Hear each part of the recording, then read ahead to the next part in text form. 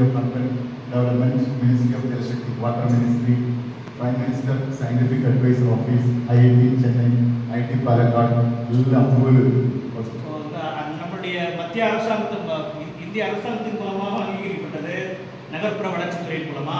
அதுக்கப்புறமா ஜல்சக்தி இயக்கம்னு இருக்கு. அதாவது ஜல்சக்தின்னா அந்த நீர்வள மேம்பாடு இருக்கு இல்லையா, அவங்க ப்ரூவ் பண்ணியிருக்காங்க. அந்த அரசாங்கத்தினுடைய பிரதான ஆலோசகராக இருக்கிற அந்த டிபார்ட்மெண்ட்டும் அதுக்கு அனுமதி கொடுத்துருக்காங்க. அப்புறமா நிறைய ஐஐடினா அந்த பெரிய உயர்மட்ட தொழில் நுட்ப நிறுவனங்கள் இருக்காங்கல்ல, ஐஐடி சென்னை, ஐஐடி இந்த மாதிரி பெரிய பெரிய தொழில் நுட்ப நிலையங்கள். நம்ம ஐடிஐ கிடையாது, நம்ம ஊரில் இருக்க ஐடிஐ இல்லை, இது ஐஐடின்றது ஒரு பெரிய லெவலில் இருக்கிறது. அப்படிங்கிற கோழிக்கோட்டில், சென்னையில் இந்த மாதிரி நிறுவனங்கள், பிக்ஸ் பிராணி, இந்த மாதிரி பல்வேறு நிறுவனங்கள் இதுக்கு அங்கீகாரம் கொடுத்து இதை அவங்க டெஸ்ட் பண்ணி பார்த்துட்டு கரெக்ட் தான், இது சரியாக பண்ணுது, இதனால் எந்த ஒரு வேஸ்ட் பாதிப்போ ஜனங்களுக்கு ஆகாது, அதனால எந்த ஒரு இதெல்லாம் வரும்ல, ஜனங்களுக்கு இந்த நோய் தொற்று இதெல்லாம் இந்த மாதிரிலாம் இதில் வராது, சேஃப்டியான ஒரு மெத்தட் அப்படின்னு சொல்லி அங்கீகாரம். இது செப்டிக் டேங்க், நல்ல septic tank, proper design septic tank, design இல்லாத செப்டிக் டேங்க், அந்த மாதிரி 2 செப்டிக் டேங்க் இருக்கு. இது டிசைன் ப்ராப்பர் அல்லாத செப்டிக் டேங்கிൻ്റെ படம். நிறைய பிளாஸ்டிக் டேப், நாப்கின் இதெல்லாம் ஆൾക്കാർ അതിനകത്ത് ഡംപ് ചെയ്ത് ட்ரீட்மெண்ட்டே முடியாது, வெரி டிஃபிகல்ட். இப்போ செப்டிக் டேங்கை அவங்க என்ன பண்ணுறாங்கன்னா பெரிய அளவில் கழிவுநீர் தொட்டியை 2ஆக பிரிக்கிறாங்க. ஒன்று சரியான முறையில் பராமரிக்கப்படுற தொட்டி, இன்னொன்று சரியற்ற முறையில் என்னன்னா நிறைய பிளாஸ்டிக் வேஸ்ட்டு, அப்புறமா அந்த துணி கிணி எல்லாத்தையும் போடுறது, அப்புறமா ஏதாவது பிளாஸ்டிக் பாட்டில் இந்த மாதிரிலாம் போட்டு அதுக்கு அடைச்சிக்கிறது வரப்பட்டது. இது இந்த படம் சரியற்ற முறையில் இருக்கக்கூடிய கழிவுநீர் தொட்டியை காமிக்குது.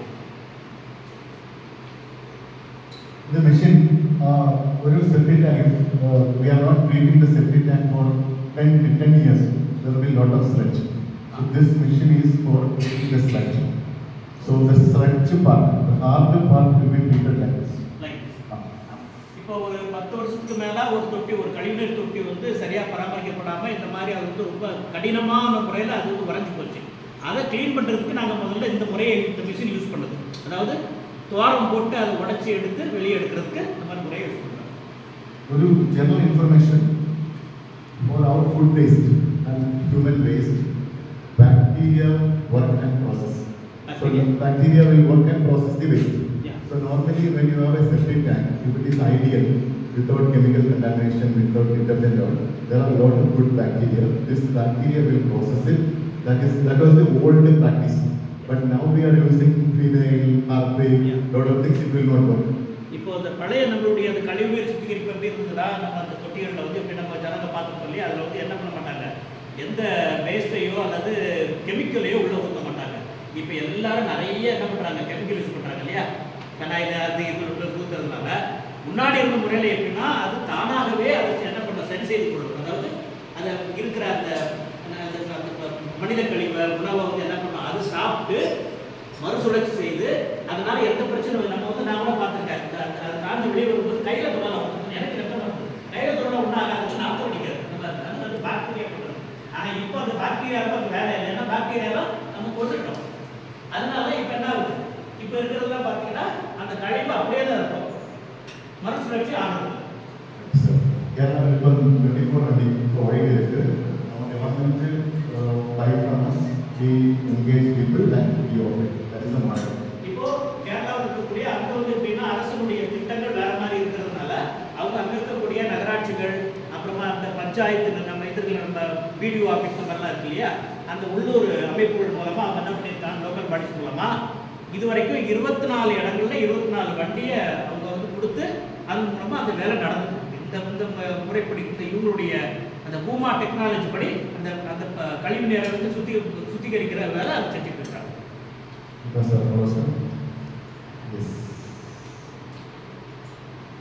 இது தமிழ்நாடு, கேரளா, இந்தியாவில் எல்லா முனிசிபாலிட்டியிலும் ஃபண்ட் இருக்கு.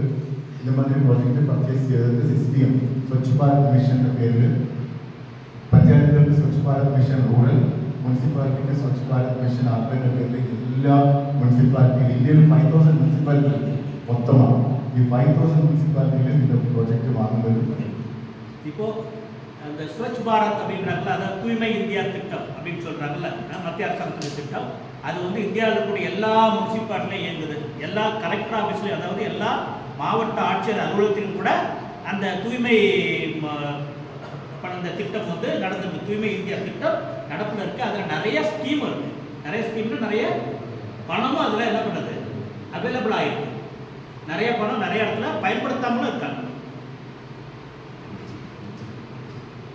Yes, sir. If government purchasing, sanitation workers can take up the wind-up. If government is buying the vehicle, sanitation association, like SARS association, they can form a group and do the wind-up service. Yes. That is one business. ஆமா, இப்போ நம்ம என்ன பண்ணோம்னா, இப்போ அவருடைய அந்த இது பிரசன்டேஷனை முடிச்சிட்டாங்க. இப்போ நம்மள்ட்ட என்ன கேட்குறோன்னா, இப்போ கவர்மெண்ட் மூலமாக நீங்கள் ஏதாவது ஃபண்டை அவைல் பண்ணி இந்த வண்டியை, அந்த கழிவுநீர் சுத்திகரிப்பு வண்டியை நீங்கள் வாங்க முடிஞ்சதுன்னா, நீங்கள் வந்து அசோசியேஷன் மூலமாக, தேசிய மூலமாக அதை நீங்கள் வந்து என்ன பண்ணுறாங்க, நீங்கள் வந்து எப்படி பண்ணலாம், அதை எப்படி ரன் பண்ணுறது. இப்போ வெறும் வண்டி மட்டும் 40 லட்சம் கொடுத்து கவர்மெண்டே கொடுத்துட்டாங்க, வாங்கிட்டு அதை வந்து அதுக்கு வண்டி ஓட்டணும் ஒருத்தர், அப்புறமா அந்த இதை இது பண்ணி எடுத்து தெரிஞ்ச அந்த ஆப்ரேஷனல் ஒருத்தர் தெரியணும்ல, அதை எப்படி செயல்முறைப்படுத்துறதுன்னு தெரிஞ்ச டெக்னீஷியன்ஸ் வேணும், தொழில்நுட்பம் தெரிஞ்சவங்க வேணும். அதுக்கு ஒரு 2-3 பேரை போடணும்.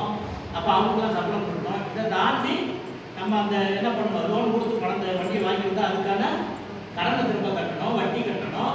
இதெல்லாம் தாண்டி நீங்கள் ஒரு 10 பேர் 20 பேரை சேர்ந்து செய்கிறப்ப அந்த 10 பேருக்கு சும்மா செய்வாங்களா? புரியுதா? அவங்க அதுக்கான மெனக்கட்டுறப்ப அவங்களுக்கு ஒரு வருமானம் வரும். இந்த அளவு நீங்கள் வந்து அதை யோசனை பண்ணி ஒரு கொஞ்சம் ஒரு நல்ல ஒரு முன்திட்டம் போட்டு நீங்கள் எப்படிலாம் செய்யலாம், எங்கே அந்த ஃபண்டெல்லாம் வாங்கலாம், எந்த மாதிரி செயல்படுத்த முடியும் அப்படின்றத வந்து பார்க்கலாம் அப்படின்றாரு. அதோட வந்து நாங்கள் பேசிட்டு இருக்கிறப்ப என்ன சொன்னார்னா, இப்போ வந்து கேரளாவில் அப்படின்னா அங்கே வந்து ஒரு சில இது ஃபிக்ஸ் பண்ணியிருக்காங்க.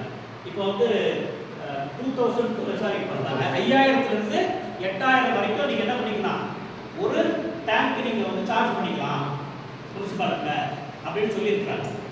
அதை மாதிரி இந்த தமிழ்நாட்டில் அப்படி இருக்கான்னு தெரியல, அதை பார்க்கணும் வந்து. ஏன்னா அப்படி இருந்தால் தான் நம்ம என்ன பண்ண முடியும், இதை வந்து ஒரு பெரிய அளவில் லாபகரமாக இல்லைன்னா கூட நஷ்டப்படாமல் எல்லாருக்கும் பலர்ந்தக்கூடிய அளவில் இந்த தொழிலை செய்கிற அந்த பணியாளர்களுக்கும் ஒரு நல்ல ஒரு வெகுமதி கிடைக்கிற மாதிரி, ஒரு தொகை கிடைக்கிற மாதிரி நம்ம பண்ண முடியும்.